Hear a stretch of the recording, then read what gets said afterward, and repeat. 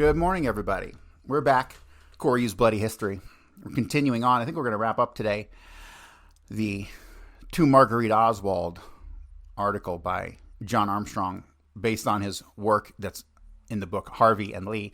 So I have been spending hours and hours and hours and hours every single fucking day going through John Armstrong's work, attempting to make sense of it and attempting to put together a cohesive timeline, which I think I'm actually ready to begin to actually put it on paper, a specific timeline of the addresses, jobs, and locations of these people. Oswald, his alleged double, and the double Marguerite Oswald. Now, on its surface, I'll be the first person to tell you it sounds ridiculous, but remember, what would the CIA be willing to do to get a spy into the Soviet Union at the height of the Cold War? Just about anything, right? And this plan goes back to the beginning of the CIA in 1947, which is basically the first appearance of this alleged duplicate, Lee Harvey Oswald. A couple things that I have noticed that I'm going to have to spend more time on is that John Armstrong did an amazing job of collecting the documents that surround the purchases of homes by Marguerite Oswald. So Marguerite basically, I don't know if it was a common thing back in the 30s, 40s, and 50s, but yes, people rented houses, but it seemed like Marguerite Oswald just bought every house that she lived in. She bought at least 5 or 6 houses prior to 1960, maybe even more. And the funny thing is, when you read through the statements by Ed Pick and by Robert Oswald, you come to find that they were broke. They were broke. They were dead broke. They were so broke that she wanted to put them in an orphanage because she didn't have any freaking money. However, there were times when she owned multiple properties that she rented, like the house at San Saba in Benbrook. The house at San Saba, 101 San Saba. She purchased it a year and a half before she moved into it. And then when she moved into it, she only lived there for 2 months. Right? At a time when she's supposed to be broke and not have any money, she's buying houses and not living in them. And then Armstrong is attributing the other Oswald and the other Marguerite, the duplicate and the imposter, as having lived in places that the real Marguerite had purchased. What this tells me is that she's not purchasing anything. She's being used as a front. And then me and Jim dug into the 2220 Thomas Place address, the one right across from Stripling, where Franchetta Schubert saw allegedly Harvey Oswald go to school and then walk to his place, right? So that place there was actually owned by a woman who was personal friends with Fred Korth. Fred Korth being at the time would have been Secretary of the Navy. Fred Korth appears to have been a key figure in the coordination of Oswald before he went to the Soviet Union, while he's in the Soviet Union, and then getting him home from the Soviet Union. And Fred Korth was Ekdal's lawyer in the divorce from Marguerite Oswald. There's no such thing as coincidence in history, so we have to include Fred Korth in any large-scale conspiracy involving Oswald for sure. So, yeah, there's a lot to this. There's a ton of documents, and while it might seem outlandish on its surface, it's really not that outlandish at all. So, let me continue. We're on the section, Harvey Oswald switches identities with Lee Oswald. In the fall of 1958, after briefly working at a local shoe store, Harvey Oswald left Fort Worth, re-entered the Marines, and was sent to Atsugi, Japan. On September 14th, 1958, on board the USS Skagit for Taiwan, accompanied by Marines who never knew or associated with Lee Oswald. On October 6th, Harvey Oswald was listed on Marine Corps Unit Diary number 158-58 at Pingtung, South Taiwan. When later interviewed in Moscow by reporter Priscilla Johnson, Harvey Oswald said, "After I finished high school, I joined the Marines at 17. I was in Japan, the Philippines, Indonesia, and Formosa, the Dutch name for Taiwan. While Harvey was in Taiwan, Lee Oswald remained in Japan and made repeated visits to Atsugi's Station Hospital on September 16th, 22nd, 23rd, and 29th, and was admitted to the hospital on October 6th. On October 5th, Harvey Oswald left Taiwan and returned to Japan. In late October 1958, while Lee Oswald remained in Japan, Harvey Oswald left Japan and soon arrived at MACS 9 in Santa Ana, California, where he was examined at the base hospital. Harvey was stationed at the lighter-than-air facility in Santa Ana, which had 600 to 700 Marines, where he would remain until discharged in September of 1959. Okay, so here's some obfuscation that needs clarification that I'm still trying to work through. So you have two bases right next to each other. You have the El Toro station, which is a full-size Marine base, right? Or Air Force station, one of the two. It's Marine Corps Air Station, El Toro. So you have that. It's a huge facility. And then 7 miles up the road, you have the, quote, lighter-than-air facility, which only had 600 to 800 Marines and was mostly for helicopters. And there is a lot of obfuscation over where Oswald was stationed. It appears as though he was stationed, Harvey Oswald was stationed in Santa Ana at the lighter-than-air facility, whereas Lee Oswald was sent to El Toro for only a short time and then possibly discharged in March, not September. So it says here, there is no record of the FBI making any attempt to collect documents related to Oswald's discharge in March of 59. So it appears as though Lee Oswald, the original Lee Oswald, there's no record of him post March of 59. After March of 59 is dead, gone. Don't see him again. And all you see is the other Oswald. There's no record of the FBI making any attempt to collect his records. Yeah, that's correct. All right, so moving on. Here it has a couple pictures showing that's clearly not the same person. The switching of identities from Lee Oswald to Harvey Oswald was now complete. In the spring of 1959, Lee Oswald was out of the Marines, and his mother, Marguerite Oswald, was living in New Orleans working at Gold Rings department store. The Marguerite Oswald imposter was living in Fort Worth, where she would remain the rest of her life. Russian-speaking Harvey Oswald was now stationed with a group of Marines in Santa Ana, California, Marines who had no former contact with Lee Oswald in Japan. Harvey had switched identities with Lee Oswald. Harvey was now the one and only Lee Harvey Oswald. He soon began to speak Russian to fellow Marines, read Russian newspapers, listen to Russian records, took and passed a Russian language exam, and expressed interest and sympathy for Cuba and communism. Soon the CIA's plan of placing a Russian-speaking American in the Soviet Union would become a reality.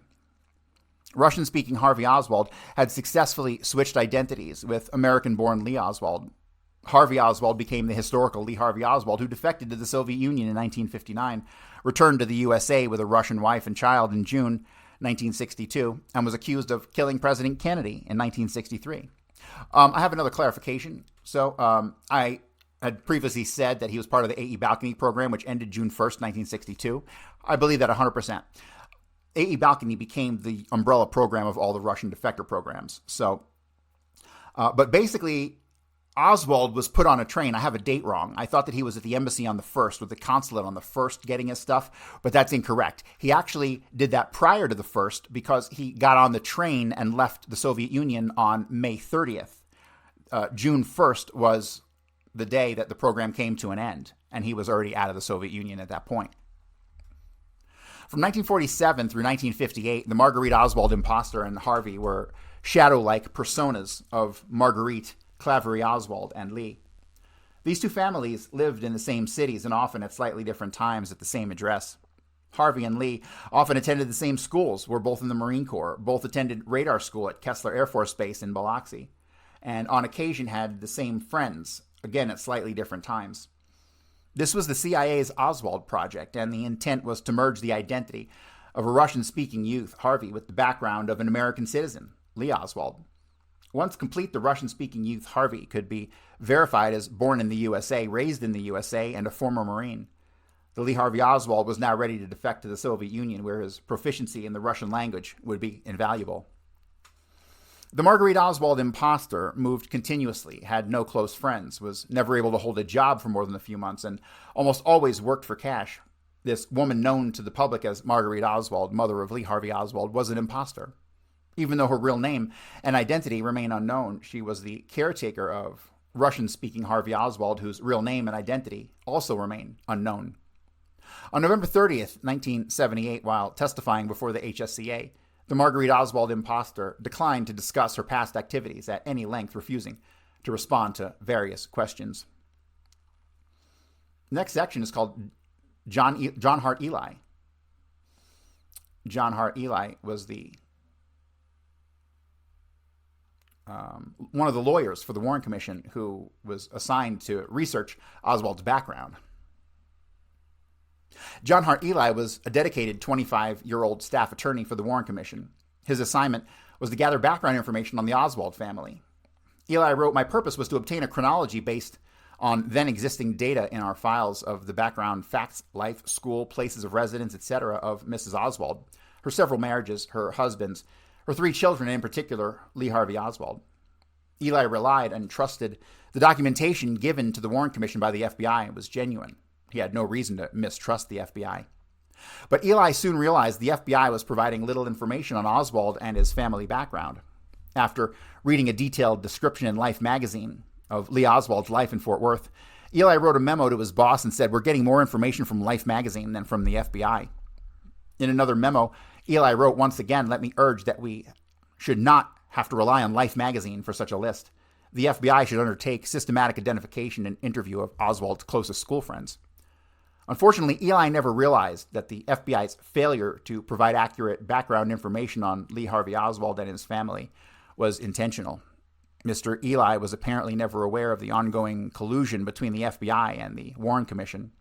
Unknown to Ely was an agreement between the Commission and the FBI that allowed FBI agents and officials to review the correct transcripts of their testimony before the Commission. For example, the correcting of FBI lab technician James Cadigan's testimony helped to conceal the fact that Oswald's possessions, a total of 225 items confiscated and inventoried by the Dallas Police Department on 11/22, were secretly sent to the FBI on November 23, 1963. 3 days later, November 26th, after numerous items of evidence had been altered, modified, substituted, or added, the FBI returned a total of 455 items to the Dallas Police. These items were then jointly inventoried by the FBI and Dallas Police, and a detailed report was given to the Warren Commission. The Commission apparently never bothered to compare the Dallas Police list of Oswald's possessions, 225 items, to the 455 items inventoried by the FBI and Dallas Police 3 days later. The Warren Commission was apparently unaware that many of the items returned to the Dallas Police had been altered and manipulated. The Warren Commission was apparently unaware that the FBI received 225 items of evidence, but returned 455 items of evidence. Many items of evidence were added and not only helped to frame Harvey Oswald as the man who assassinated President Kennedy, but also helped to conceal the existence of a second Oswald. Among the 455 items of evidence returned to Dallas by the FBI were several fake W-2 forms. J.R. Michaels, Tujagues, Pfister's, all typed with the same typewriter. These documents were created for the purpose of merging employment records of Harvey and Lee. Here are 2 examples of why the FBI created these fake documents. Harvey Oswald was working at Pfister's in New Orleans from October 57 through May of 1958. While Lee was in Japan, 2 Lee Harvey Oswalds in 2 different places at the same time. The FBI solved this problem by creating a fake W-2 form to show that one Lee Harvey Oswald worked at Pfister's in 1956 before joining the Marines. This fake W-2 form was among the 455 items of evidence returned to the Dallas Police on November 26, 1963. Lee Oswald worked at Tujagues an entire year, from June 1955 through August of 1956. This was a serious problem because at the same time, Harvey was attending Warren Easton High School in the fall of 1955, worked for J.R. Michaels in January 1956, and may have worked briefly for the Pfister Dental Lab in the spring of 1956. FBI officials, fully aware of 2 Lee Harvey Oswalds, and now had to explain Oswald's school and work history to the Warren Commission. After receiving Oswald's possessions on November 23rd, the Bureau created 2 fake W-2 forms for Tujagues. These forms showed that Lee Oswald worked only a short time at Tujagues, not for a year to a year and a half, as reported by his boss, Frank DiBenedetto. These fake W-2 forms were among the 455 items of evidence returned to the Dallas Police on November 26th. The Warren Commission, piecing together the FBI's fake evidence, was now able to show that one Lee Harvey Oswald attended Warren Easton High School in September of 1955, worked at Tujagues in November, December, and early January 1956, and then worked 1 week at J.R. Michaels' company. The FBI was creating W-2 forms that matched Oswald's time cards for 2.5 months of work at Tujagues, but was able to merge the work and school history of Harvey and Lee. In addition to manipulating, creating, and laundering physical evidence, witness testimony, and FBI reports, the Bureau convinced the Warren Commission to accept photographs in lieu of physical evidence. This gave the FBI much-needed opportunity to alter and or destroy evidence, such as Harvey and Lee Oswald's original school transcripts from New York and New Orleans, employment records for Harvey, Dolly Shoe, Pfister Dental Lab, and Lee, Tujagues, and employment records in New York City, New Orleans, and Fort Worth for the two Marguerite Oswalds. Photographs of laundered evidentiary items provided to the Warren Commission eliminated the possibility that the original evidence, when properly examined, could have revealed alterations and or fabrications. The FBI provided the Warren Commission, John Hart Ely, with carefully screened and laundered evidence, photographs, and reports concerning the background of Marguerite and Lee Harvey Oswald. The Bureau sent very few reports concerning Lee Oswald in Japan and none concerning his activities at the base in El Toro. They deliberately provided the Warren Commission with dozens of reports about Harvey Oswald and his activities at the lighter-than-air facility in Santa Ana. The sequestering of interviews of Marines who knew Lee Oswald in Japan did not stop at the Warren Commission in the 1970s. Henry Hurt, on behalf of Edward Epstein, interviewed Marines who had known Lee Oswald in Japan for his book, Legend, The Secret World of Lee Harvey Oswald. Marines interviewed included George Wilkins, Bud Persons, John Donovan, Hugh Cherry, Peter Cassisi, Zach Stout, and Charles Rhodes, Jerome Daniels, and Lonnie Bates. These interviews have since remained sequestered in the Georgetown University Library in Washington, D.C. Several prominent researchers have tried to obtain permission to review these materials, but have always been denied access. My JFK researcher friend from England, Malcolm Blunt, made several trips to this library and was always denied access. In March of 2000, JFK researcher Jim Hargrove wrote to Mr. Fulton Arcel Orsler, Special Collections Division, and requested permission to copy these files. His request was denied. After hearing these difficulties, I spoke with my friend, Jones Harris, a longtime JFK researcher. Jones advised that he personally knew Fulton Orsler, senior editor at Reader's Digest, and would be happy to contact him. A few days later, Jones called me and said that he was advised by Orsler that the materials were no longer in the collection. When Jones asked what happened to the files, he was told, "I don't know." However, Mr. Ely, on his own, interviewed Marines who knew and had personal contact with Lee Oswald. Ely came close to realizing that there were two Lee Harvey Oswalds after interviewing Marines who knew the tall, husky Lee Oswald at El Toro, while the short, thin, Russian-speaking Harvey was stationed at the nearby Santa Ana facility. After interviewing Alan D. Graff, who served with Lee Oswald at the Marine Corps base in El Toro, California, Ely wrote, Graff is equally clear that they were stationed together at El Toro and not Santa Ana. They were, he says, stationed with Marine Wing Headquarters Group 3, Airport Radar Team 1, and were not at the lighter-than-air station in Santa Ana. Graff gave Ely the names of several Marines who he and Lee Oswald had known and worked with, but these names were not familiar to Ely. Ely wrote, moreover, the names Graff mentioned as having been in his unit are not those generally mentioned as having been in the unit after Oswald returned from Japan. Graff then provided the names John D. Castle, Raymond W. Glidden, James D. King, Abraham Rubenstein, Gautier, Hurd, Malden, Sawchuk, all who knew and had worked with Lee Oswald at El Toro.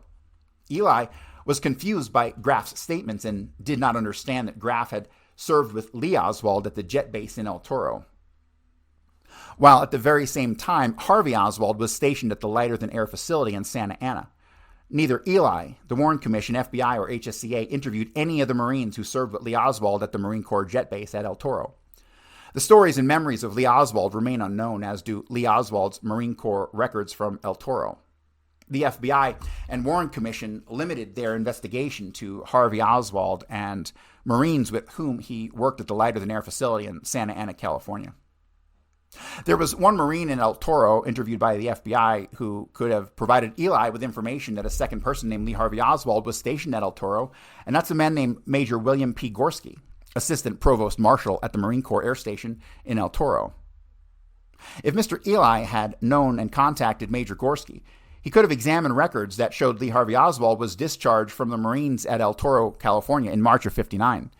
These records would have placed Lee Oswald at El Toro and confirmed Alan Graff's association in memory of Lee Oswald. But Eli also had a Marine Corps record that showed Lee Harvey Oswald was discharged from the Marines at Santa Ana in September of 59. Eli was very close to obtaining information and records that would have exposed Lee Oswald at El Toro, while at the same time Harvey Oswald was stationed at Santa Ana. Unfortunately, Mr. Eli never read the FBI's reports, nor did he meet Major Gorski. So what he's saying here, there's some interesting conflict going on, because this document is only one paragraph about Major Gorski. It says that Oswald was stationed at Santa Ana, but that he was dismissed in March of 59.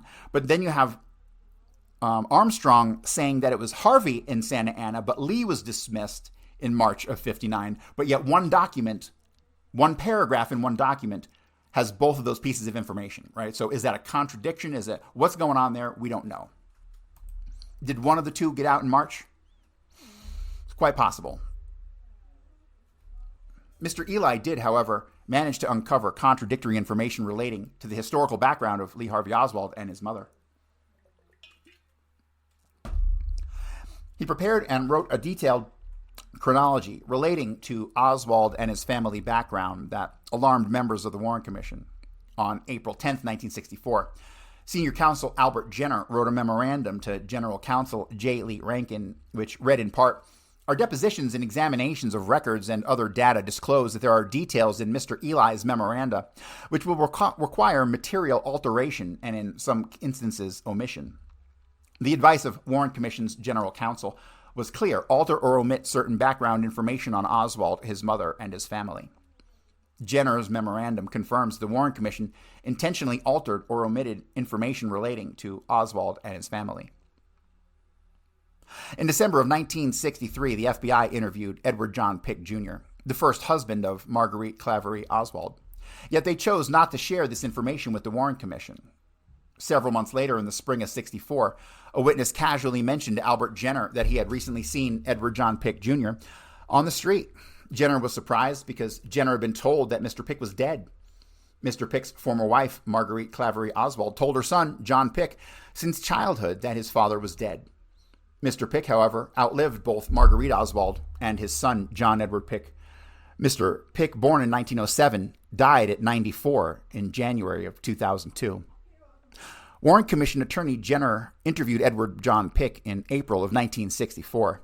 Pick told Jenner he did not recognize media photographs of Marguerite Oswald, who was supposedly his former wife and the mother of their son, John Edward Pick. Mr. Pick said, "I didn't even think that she was then the Oswald mixed up in this."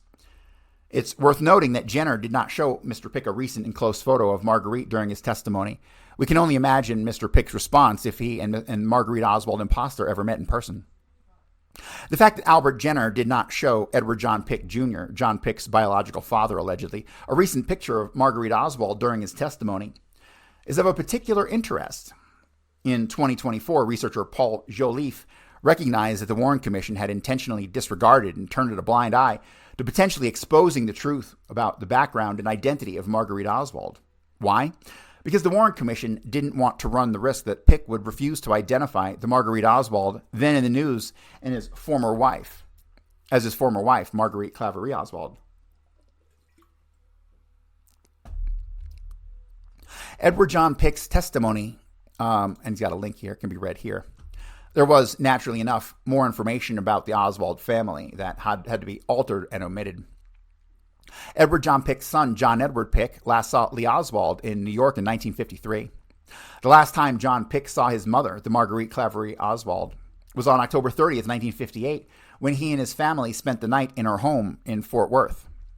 On Thanksgiving Day, 1962, John Pick and his family were invited to Robert Oswald's home for dinner in Fort Worth.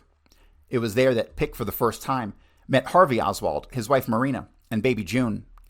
This family reunion occurred 6 months after Harvey Oswald completed his CIA-sponsored defection to the Soviet Union, and only 1 year before the assassination.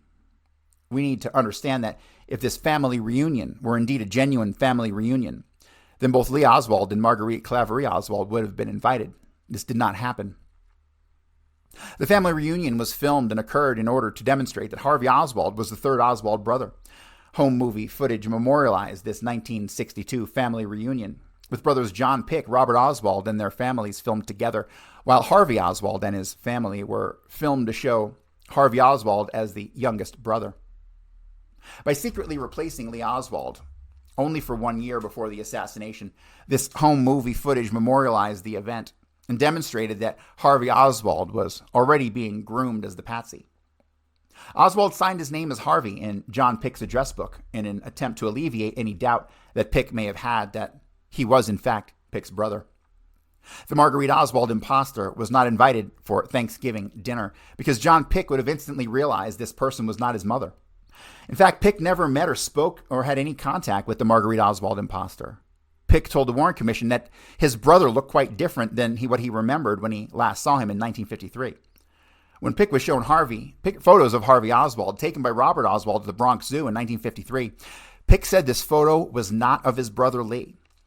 When Pick was shown photos of Harvey Oswald passing out literature for the Fair Play for Cuba Committee, he declined to identify this man as his brother. After Harvey Oswald was shot and killed by Jack Ruby, it was Robert Oswald, Marina Oswald, and the Marguerite Oswald imposter who attended the funeral and burial. John Pick was told by the Secret Service not to attend the funeral and not to have any contact with Robert for at least a week. If Pick had attended the funeral, he would have instantly known the Marguerite Oswald imposter was not his mother. Several days after the funeral, Texas radio and TV reporter Bob Huffaker arranged a phone interview with Marguerite Oswald imposter. Huffaker had been covering activities at the Dallas Police Department building for KRLD and CBS News, standing no more than 11 feet from Harvey Oswald when he heard Jack Ruby's .38 revolver and saw Oswald fall. Huffaker said, having seen Marguerite Oswald's son murdered before my eyes, I dreaded intruding upon his mother's grief. But she turned out to be aggressive and full of tough rhetoric, and I found myself feeling little sympathy. I hung up the phone, shaking my head at Marguerite Oswald's dizzying logic. Her coldness struck me. No doubt she was cold, because this woman was not Harvey Oswald's mother.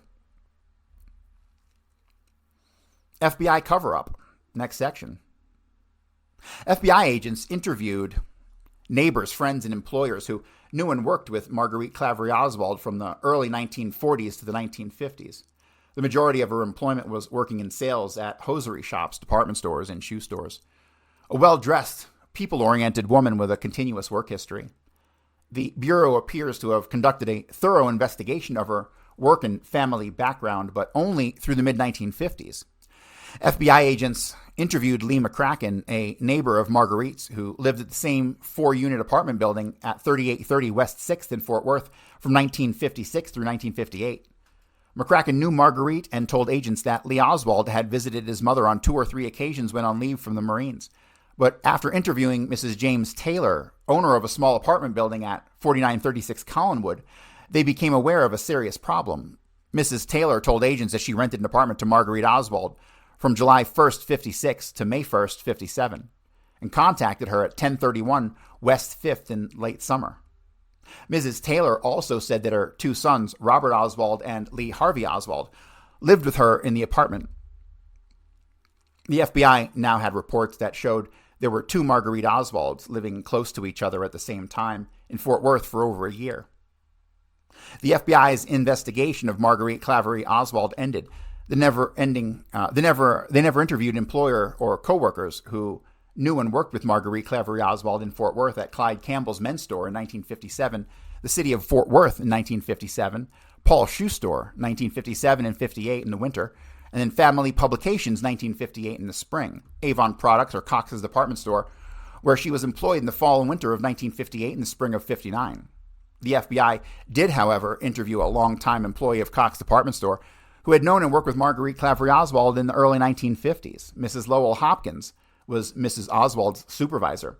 Yet she told the FBI, after seeing Mrs. Oswald's picture in the newspaper and on television, she could not say that she recognized the picture as being of Mrs. Oswald, because in her opinion, there had been a great deal of change in her physical appearance. The FBI failed to obtain employment records or interview employers or coworkers who knew and worked with Marguerite at Gold Rings or Krieger's in late 59, 60, 61, 62, and 63. The FBI could easily have identified and confirmed Marguerite Claverie Oswald's employment history through state and federal withholding reports, Social Security contributions, and federal and state tax returns. A detailed history of her employment and her home address could be ascertained by contacting former employers, obtaining beginning and ending dates of her employment, interviewing former coworkers, examining employment applications and payroll records, contacting local credit bureaus, utility companies, banks, etc. The FBI, however, intentionally avoided any company and employer and any coworker who may have known and or worked with Marguerite Claverie Oswald after 1954. They avoided these companies because former coworkers might refuse to identify the now well-publicized, short, heavy-set Marguerite as the woman who they knew and worked with only a few years earlier. Store records would show the dates of employment for Marguerite Oswald, 1955 to 1963. While at the same time, the Marguerite Oswald imposter was either unemployed from 56 to 58, visiting numerous doctors and receiving treatments for her injury as of December 5th, 58, unemployed during 59, or working as a practical nurse caretaker in various towns in North Texas. The FBI's intentional failure to investigate and make public the employment records of Marguerite Claverie Oswald is a clear indication that high-level FBI officials had knowledge of two Marguerite Oswalds. This may explain why not a single one of Marguerite Claverie Oswald's federal income tax returns have ever been released, are marked referred, postponed in full, and remain unavailable to researchers.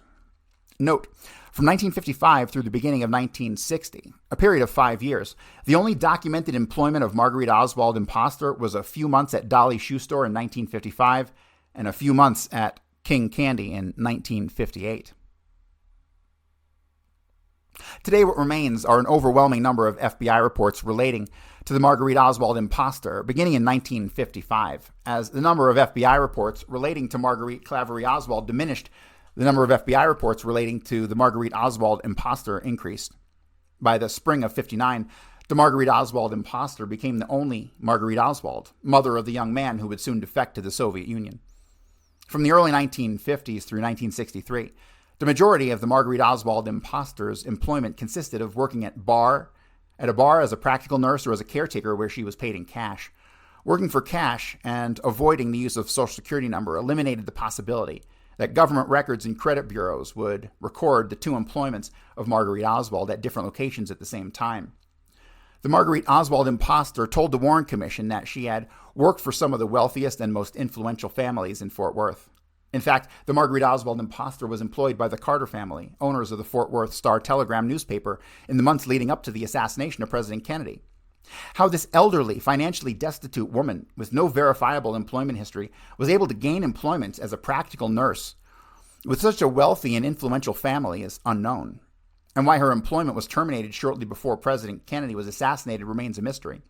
When interviewed by the Warren Commission, the Marguerite Oswald imposter was handed written notes relating to the known background of Marguerite Claverie Oswald, yet she made continued mistakes in her testimony relating to the historical background. A good example is when Marguerite Oswald imposter was asked if the father of Lee Oswald was right or left-handed. The Marguerite Oswald imposter replied, "I don't remember." We now understand and must never forget that Marguerite Claverie Oswald's federal tax returns remain classified, and the only Social Security records for both Lee Harvey Oswald and Marguerite Oswald have never been released.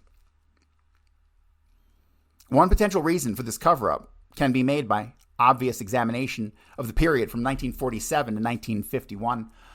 One of the profligate spending by Marguerite with no known documentation of the source of her income. In his testimony, John Pick recalled at the outset that the family was living in abject poverty. Marguerite had lost her divorce case and received no settlement. Pick felt that they were back down in the lower class again, right slap next to the railroad tracks, and yet during this period, Marguerite was able to purchase multiple homes, San Saba, Ewing Street, and Birchman, spending in a way that she had never done in the past. And it is at this precise moment that we have our earliest evidence of the Oswald project and the Marguerite Oswald imposter with the little Russian-speaking boy residing at San Saba.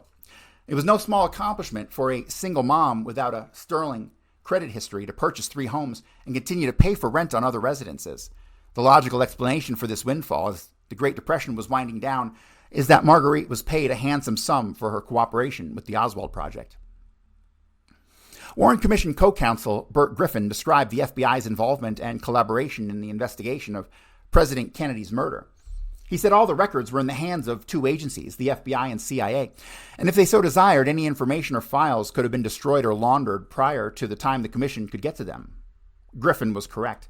These agencies had destroyed and laundered evidence in order to frame Harvey Oswald, conceal the existence of two Lee Harvey Oswalds, and conceal the existence of the Marguerite Oswald, evidence that, if made public, would have exposed the government agency for their responsibility in the creation, the CIA. The FBI official, William Sullivan, was well aware of the FBI's ability and willingness to withhold sensitive information. He said when an enormous organization like the FBI with tremendous power can sit back and shuffle the desk cards and pick up the card key they want to show you, it may be you're not going to get the entire picture as fully as you would otherwise. Sullivan knew the FBI was capable of withholding documents from the Warren Commission, which could prove there were two Lee Harvey Oswalds.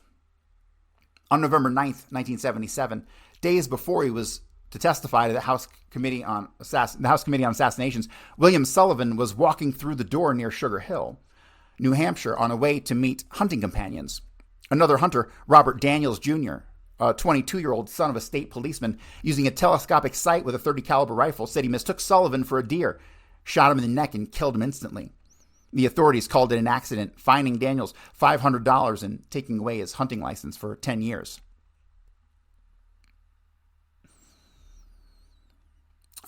He has a whole list here of, like, imagine if the Warren Commission did this or did that, and I'm just going to skip over that for now. There are literally hundreds of productive leads the FBI and Warren Commission could have followed that would have exposed the two Marguerite Oswalds and two Lee Harvey Oswalds if made public. With so many leads ignored, there's little doubt the FBI not only failed to conduct a proper investigation, but they intentionally destroyed, altered, fabricated, and created evidence in order to conceal the existence of Harvey Oswald and Lee Oswald and frame Harvey as the assassin of President Kennedy. The majority of Warren Commission members, even though led by former CIA Director Allen Dulles, were not convinced that Oswald acted alone in the assassination of President Kennedy. Here we have quotes from the Warren Commission members. Warren Commission member Richard Russell said the FBI, have tried the case and reached a verdict on every count. Russell then wrote a letter of resignation from the Warren Commission to Lyndon Johnson, which the president refused to accept. Warren Commission member Hale Boggs said, "We've not been told the truth about Oswald." Boggs and Alaska Senator Nick Begich vanished when their small plane disappeared in the Alaska wilderness during a routine flight from Anchorage to Juneau. Warren Commission member John J. McCloy told the HSCA in 1978, "I no longer feel we had no credible evidence or reliable evidence in regard to a conspiracy." Warren Commission member Senator John Sherman Cooper never agreed with the single bullet theory and expressed doubts to fellow members. The two Warren Commission members who remained committed to the conclusions of the Warren Report were, not surprisingly, former CIA Director Allen Dulles, who attended more Warren Commission meetings than any other member, and Gerald Ford, a man described by Newsweek as the CIA's best man in Congress. After leaving office, the man who created the Warren Commission, Lyndon Johnson, expressed doubts about whether the Warren Commission's conclusion for the remainder of his life. On one occasion, he told his aide, Marvin Watson, that he was convinced there was a plot in connection with the assassination and felt the CIA had something to do with the plot. Lyndon Johnson was correct, but it had taken JFK researchers nearly half a century to arrive at the same conclusion. So that's pretty fascinating. And what we got here, we have the testimony here of John Pick Sr. It's pretty short, so I'll go ahead and I'll read this too. We're only like 40 minutes in. Testimony of Edward John Pick Jr. Now, this is the father of John Pick, who is Lee Harvey Oswald's half-brother, right? The testimony of Edward John Pick Jr. was taken on April 7th, 1964 at the old Civil Courts Building, Royal and Conti Streets, New Orleans, Louisiana, by Mr. Albert Jenner, Assistant Counsel of the President's Commission. Edward John Pick Jr., number 6 J Street, Lake Vista, New Orleans, after being duly sworn, testified as follows. And he's talking to Mr. Jenner, so I'm just going to hop back and forth between those two. Mr. Jenner said, "You are Edward John Pick Jr., is that right?" "Correct." "What's your address, sir?" 6 J Street. I'm going to skip the preamble. "Are you aware of the existence of the Warren Commission, Mr. Pick?" "Well, I know you had an investigation started." "Mr. Pick, the Warren Commission was authorized by a joint resolution number 137. That legislation authorized the President of the United States to appoint a commission to investigate all the facts and circumstances surrounding and pertinent to the tragic event of November 22nd, 1963, which the assassination of our President John Fitzgerald Kennedy." "I understand." "Thereafter, President Johnson, under Executive Order 1130, did appoint that particular commission, blah, blah, blah." This is more preamble. He goes, "You've been selected as You have been seen occasionally by this witness on the street. He said he had no occasion to speak to you, but he recognized you. Now, had I known before, I would have transmitted to you in advance through a letter of counsel. Because he, for some reason, Marguerite told John Pick that his father was dead. So they thought he was dead. Mr. Pick says, may I say something? Jenner says, surely anything. I think it was sometime after Christmas, possibly January, that an agent of the FBI came to see me. And he knew whether I was still alive. Well, Mr. Jenner says, I'm just confessing my own stupidity and ignorance. He wanted to know if I knew anything about it, and I told him I didn't, and that was all. He didn't go into any further detail than that? No, sir. Well, that still doesn't justify my ignorance or misinformation. Who was it that said, was it Will Rogers that said the reports of his death were very much exaggerated? So I called you last night, and then in order so that you might be assured that you weren't being inquired by some crackpot, I asked the Secret Service man to contact you today, and he did, didn't he? Yes. And so you apparently voluntarily, you're voluntarily here, is that right? Yes. Now, Mr. Pick, you're a native of this section of the country, are you not? I was born and raised in New Orleans. Born and raised here, yes, sir. And your wife, the same? Yes, my present wife, yes. You were married at one time to Marguerite Oswald, or rather Marguerite Claverie, who later married Oswald. Is that right? Correct, sir. And that took place when? 1929. You were both very young people. I was born in August of 1907. You were married how long? I guess about 3 years. Somewhere around that. Did you have difficulty in this marriage before it actually terminated? Well, yes, things happened. You know, your marriage was terminated in divorce, wasn't it, Mr. Pick? Yes, that's right. About how long did actually live together before you separated? Oh, about a year, I guess. So when you separated and a divorce followed in a couple of years, that's right. Mr. Pick, yes. Was that your business or occupation when you were married to Marguerite? I was classified as a clerk. In what company? T. Smith and Son. Are you still with that company? Yes, sir, I am. I suppose the nature of your work with that company has changed. Is that right? Yes, it has. What do you do now? I am in the shipping department as well as the tugboat department of the company. Do you have managerial supervision in the company now, Mr. Pick? Yes, I'm the operating manager of the company. You have major responsibilities with the company now, is that right? Yes, sir. I have big responsibility with the company. Now, at a point in your marriage to then Mrs. Pick, who I now know as Mrs. Oswald, was there a time when you didn't get along? Is that right? Yes. Will you tell me about that, please? Just tell me in your own words what difficulty you had with her. Well, we couldn't just put 2 and 2 together and make it come out to 4. There was no outside influence? No, none, definitely not. On either side? No, there wasn't. You just figure you were 2 persons who couldn't gel. Is that just about a fair statement of your situation? That's right. We couldn't make it. We just couldn't get along, you know. So we finally decided to quit trying and call the whole thing off. Tell me this. Was she a nice girl? Would you right now be able to look back and say whether or not you would consider her a nice girl at the time?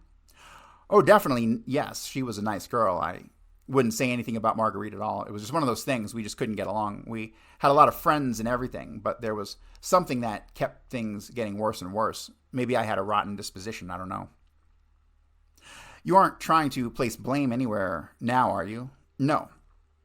Now you had lived here in New Orleans in all the intervening years, haven't you? That's right.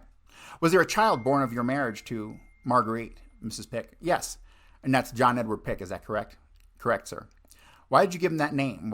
So he wouldn't be a junior? I had nothing to do with it, sir. She named him. She named him. Yes, sir. Was the child born before or after separation? After the separation.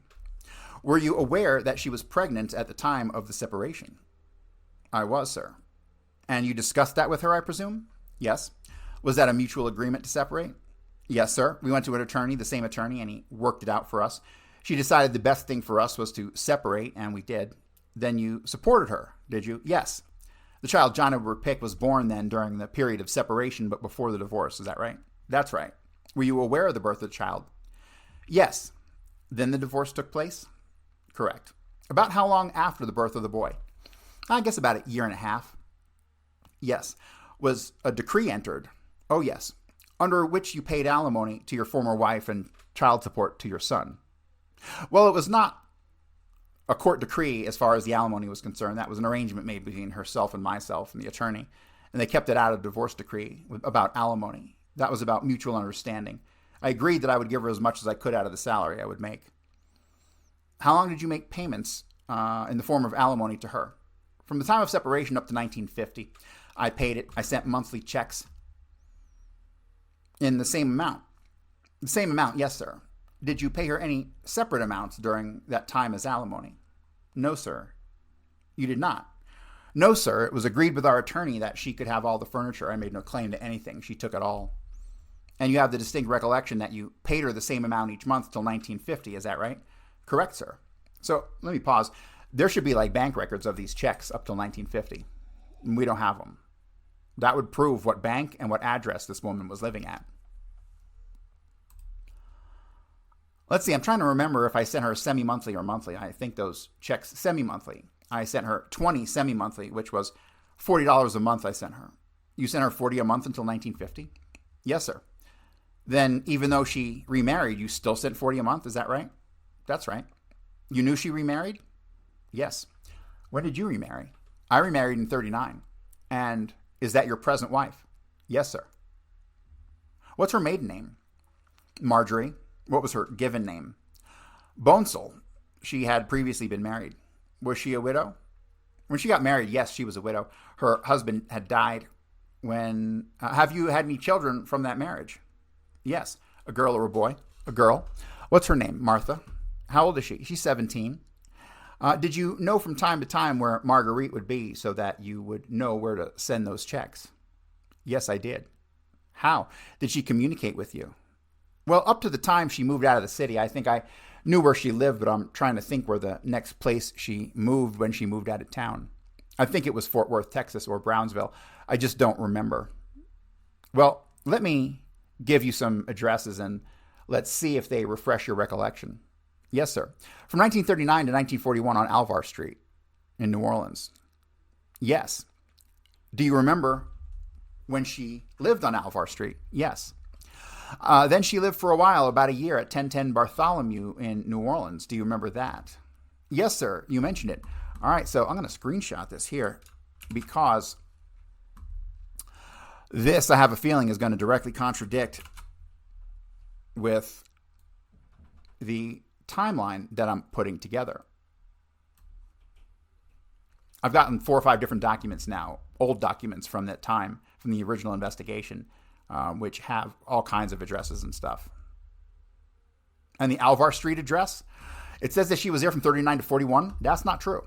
That is not true. She moved into it. She bought that place on Alvar, and then she told somebody she couldn't afford it. And she moved out, and they moved in. So she was only there a couple months before moving out, and that's not listed here anywhere.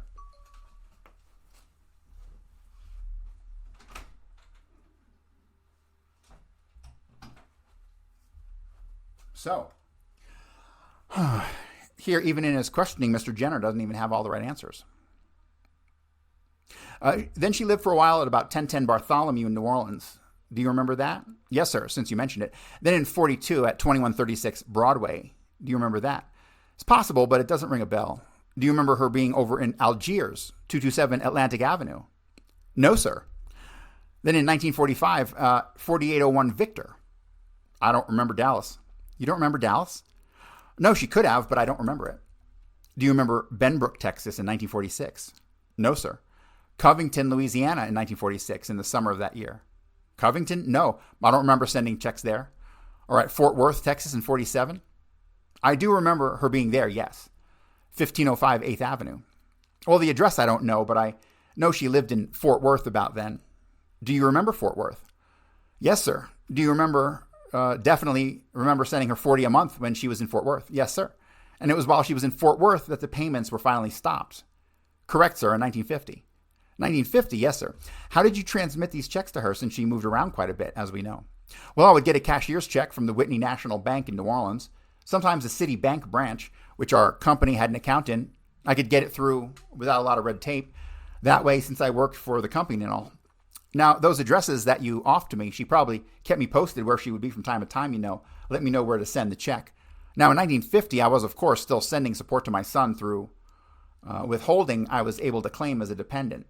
But I knew he was up in age, 17 and 18. I made an inquiry whether he was still going to school or was working because the Treasury Department called me in and said I had a claim for my son when he had filed a tax return himself and in fact claiming his mother as dependent. So I got in trouble with the Treasury Department over that because I didn't know he was working. Did you ever learn in 1950, eventually, that your boy was in the Coast Guard? Finally, yes, I did. She sent me a picture of John, and to me it looked like he was in the Navy, but I guess it was the Coast Guard. So anyway, after they told me he was working, I went to see my attorney and explained to him that the boy had reached the age where he was self-supporting, and as much as I had remarried and she'd remarried and it wasn't necessary I send her money anymore. So I wrote a letter to her and told her that I had no further legal obligation as far as law was concerned. So I advised her that the last check I'd be sending to her, and I heard no more from her. Have you seen your son, John? No, sir, only on the picture, and that was just up to about 1 year age that I actually seen him.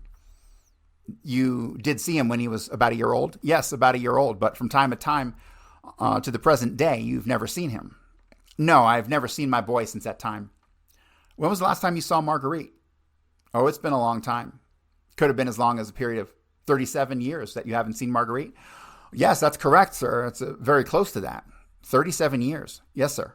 And you never knew Lee at all. You never saw him, did you? No. You didn't even know he was born or when he was born, did you? No, sir. I knew she had 2 children now, but what their names were, I didn't know. Now that for a few days after the assassination, which I had to mention to her, her name struck me all of a sudden, but I didn't think even that when she was the Oswald mixed up in this and her son and all. I said to my wife, honey, do you realize who this is? She said, yes, I figured who it was all the time, but I didn't want to mention it to you and bring it up, that's all. I didn't realize that was her boy at all. Did you know her husband, Lee Oswald? And we know Robert Oswald was called Lee Oswald. We know that because we found it in the article. Oh, I don't know if I told you guys that, but in digging into the family of Robert Lee Oswald, it turns out that he was one of 3 brothers that died young, and his older brother, he was mentioned in a obituary as Lee Oswald. Me and Jim kind of freaked out over that for a minute. No, I never met him. You never did meet him, and you never did hear of him, right? That's right. I never even did hear of him. Did you know a man by the name of Ekdahl? No, not to my knowledge. No, sir. Did you know she was married to him at one time? No, sir. Had you known him up to that moment? No, not till I read about him in the paper, that she had another marriage and it broke up, I believe, or something. It was in the paper. And your boy John didn't communicate with you at that time? Never has. No, sir. I never got any word from John. I guess he forgot about me. He was too young to realize, and maybe his mother never did tell him about this old man. Well, to be completely charitable, you don't even know if this man knows you're alive, do you? That's right. You can never tell about those things. No, you never know. Well, Mr. Pick, I appreciate your coming in today. I know it's been some inconvenience to you. I have no further questions. Well, I'd like to say I never did know about her marriage to Mr. Oswald, other than I had known that she remarried and his name was mentioned to me. I understand that now, Mr. Pick. You have the right, if you wish, to come in and read your deposition and blah, blah, blah. So it appears as though Mr. Pick is a key part of this Harvey and Lee investigation. It would appear as though a lot of these questions that they're asking about Marguerite's background are to clarify information that arose because there were conflicting dates and times. And as I go through these documents, the original documents, it's coming to find out that even the well-accepted list of her known addresses is wrong. So that's what I'll be working on today, ladies and gentlemen. I will be going through the addresses and trying to compile this list. So, but that's going to do it for today, guys. Thank you for tuning in, and we'll be back tomorrow.